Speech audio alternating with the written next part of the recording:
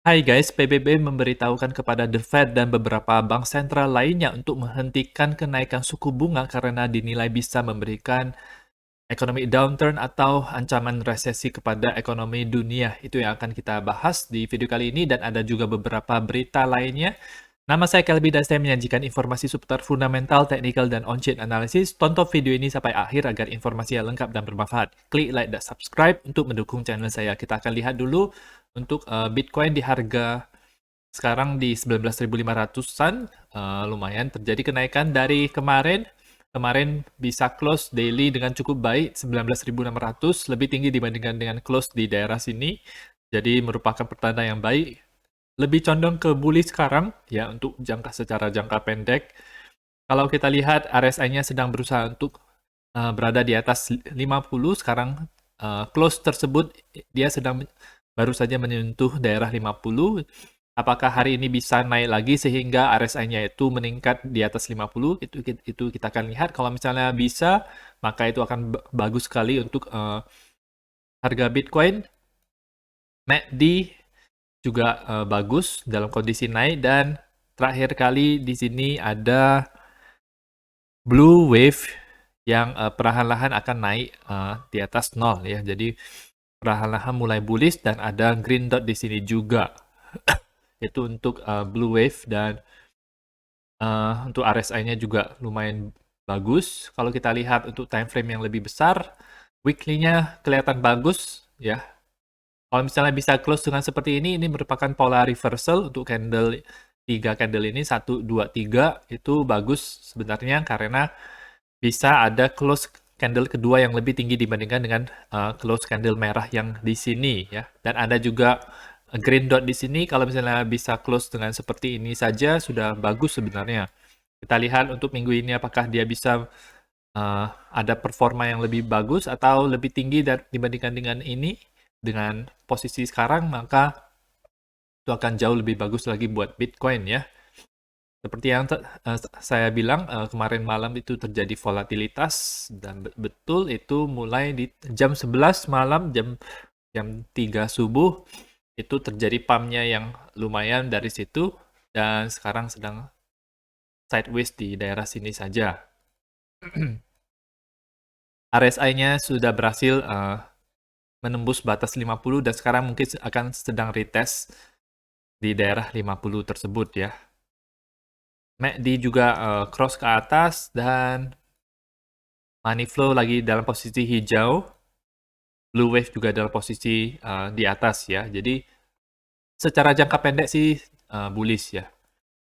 Dan kita lihat untuk ini DXY-nya bagaimana. Ini bearish.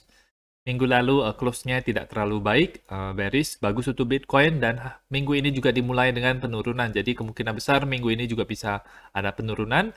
Ada bearish divergence yang sangat jelas di sini. Jadi ketika harga naik itu RSI-nya itu tidak meningkat lebih tinggi dibandingkan dengan DXY. Dan ini kita lihat adanya perlemahan dari DXY. MACD-nya juga ini dia masih bertahan, belum cross ke bawah. Kemungkinan harus tunggu dia turun dulu baru dia akan melakukan cross ke bawahnya tersebut ya. Untuk daily bagaimana? Daily juga begini. Jadi penurunan kemarin itu yang menyebabkan Bitcoin naik. Juga ada cross ke bawah di MACD-nya daily.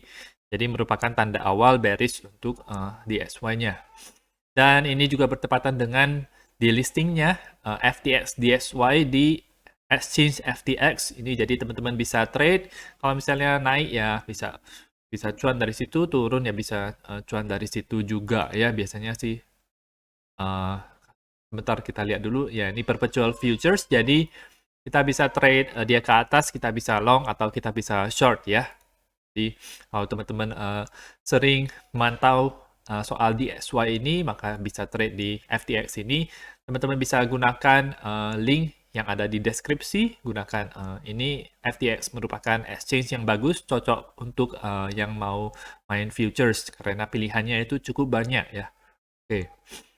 Nah, ini ada beberapa berita seperti Jepang itu memberikan peringatan pada penduduknya setelah Korea Utara itu meluncing misil dan mereka menyuruh untuk mengevakuasi orang-orang ke bangunan-bangunan atau ke basement ya. Target areanya itu di Hokkaido ya. Ya, jadi ada misil balistik yang tidak teridentifikasi yang ditembakkan oleh Korea Utara, kata militer daripada Seoul, Korea Selatan. Ini bisa menjadikan hal yang kurang baik ya teman-teman, bisa memberikan efek Black Swan kepada ekonomi dunia dan bisa menjatuhkan harga Bitcoin, harga saham juga, karena bisa dimulai perang yang baru lagi antara Korea Utara dengan Jepang dan mungkin dengan Korea Selatan ya teman-teman. Jadi ini adalah hal yang semoga tidak terjadi, semoga hanya uji coba saja, cuma nakutin saja, tidak benar-benar ingin perang ya. Nah, oke. Dan kita akan lihat juga info lainnya. Presiden Fed New York John Williams katanya inflasi bakal turun ke 3% tahun depan ya. Jadi ini merupakan prediksi dia. Dan ini juga ada California itu bakal mendapatkan inflation relief. Mereka bakal mendapatkan stimulus uang sebesar 1.050 total ya, $1.050 atau sejumlah 15 juta rupiah mulai dari minggu ini ya. Dan ini tentu saja mereka harus memprint uang, mencetak lebih banyak uang lagi untuk memberikan sejumlah besar uang ini kepada penduduk-penduduknya ya. Jadi dan bukan hanya 1.000 penduduk aja, tapi mungkin ada beberapa ratus ribu penduduk yang mendapatkan ini dan mereka harus keluarin minimal beberapa juta dolar sampai mungkin hitungan miliar dolar bisa jadi itu. Dan tentu saja ini menjelang election, menjelang pemilu yang akan diadakan midterm election itu di bulan November atau bulan Desember kalau tidak salah, bulan November terakhir kali saya lihat. Jadi politisi-politisi atau pemerintah-pemerintah yang sekarang itu akan berusaha untuk mempertahankan kekuatannya. Apakah mereka Partai Demokrat, maka mereka akan berusaha untuk memberikan yang terbaik kepada penduduknya. Salah satunya adalah dengan memberikan relief payment seperti ini, kasih duit, sehingga nanti pemilu selanjutnya itu mereka bisa dipilih kembali ya. Jadi itu merupakan strateginya. Tapi yang bagus buat kita adalah ketika mereka print uang, itu harga Bitcoin bisa naik ya, harga saham juga bisa naik ya teman-teman. Jadi itu bagusnya. Ini ada juga berita dari SEC di mana mereka men-charge Kim Kardashian karena telah mempromosikan sekuritas kripto yang ditawarkan dari Ethereum Max ya. Dia harus membayar sejumlah uang yaitu 1,26 juta dolar, padahal Kardashian cuma mendapatkan sebesar 250.000 dolar sebagai fee untuk mempromosikan Ethereum Max tersebut. Jadi SEC sekarang sangat gencar sekali mengincar koin-koin yang dinilai secara sekuritas dan mereka juga mengincar influencer-influencer yang mempromosikan project-project kripto yang bisa dinilai sebagai sekuritas. Jadi bahaya ya buat mereka, kurang baik buat influencer-influencer seperti mereka. Dan bisa jadi juga kurang baik buat beberapa tipe koin yang bisa dinilai menjadi sekuritas oleh SEC ini ya. Mereka sedang gencar-gencarnya sekarang ini ya. Oke. Dan ini adalah berita utama pada hari ini di mana PBB itu memberitahukan Fed dan beberapa sentral bank lainnya untuk menghentikan kenaikan suku bunga ya. Karena ada resiko di mana ini bisa mendorong ekonomi global itu ke resesi. Dan diikuti oleh stagnasi yang berkepanjangan kalau misalnya mereka tetap menaikkan suku bunganya, kata salah satu agensi daripada PBB atau United Nations ya. Oke. Nah, ini peringatan ini datang karena mereka tidak tenang ya, karena The Fed-nya itu dan beberapa bank sentral lainnya itu mereka menaikkan biaya pinjam untuk melawan inflasi.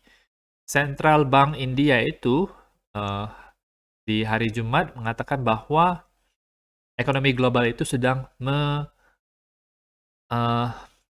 facing a third major shock, yaitu shock yang ketiga setelah adanya COVID yang pertama dan invasi Rusia ke Ukraina ini yang merupakan kedua, dan yang ketiga adalah kenaikan suku bunga yang sangat agresif ini yang dilakukan oleh bank-bank sentral di negara-negara yang kaya. Ini merupakan shock yang dihadapi oleh ekonomi global di yang ketiga ini.